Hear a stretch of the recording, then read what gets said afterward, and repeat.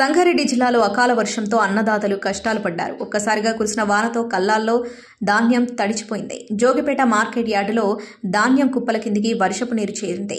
పంట చేతికొచ్చే సమయానికి నీటి పాలవడంతో రైతులు ఆవేదన వ్యక్తం చేస్తున్నారు.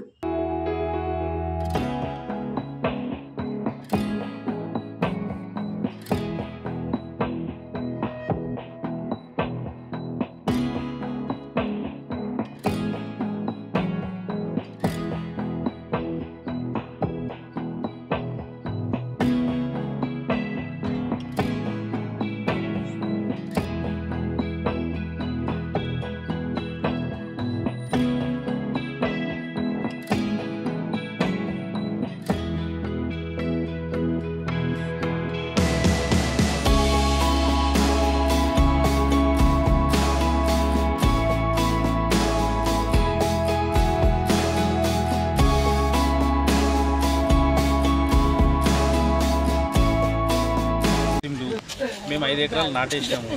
నాటేసి ఈరోజు పోస్టే వరకు వర్షం వచ్చి అంతా నానిపోయింది.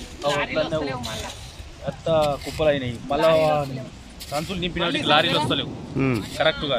రోజుకు ఒక లారీ కూడా వస్తలేదు. లారీలు రావాలి, తొందరగా పోతే బాగుంటుంది. దీనికి ఏమైనా నష్టపరిహారం ఇస్తారా రైతులకు? ఇవ్వాలని మేము అంటున్నాం, రైతులు వేడుకుంటున్నాం.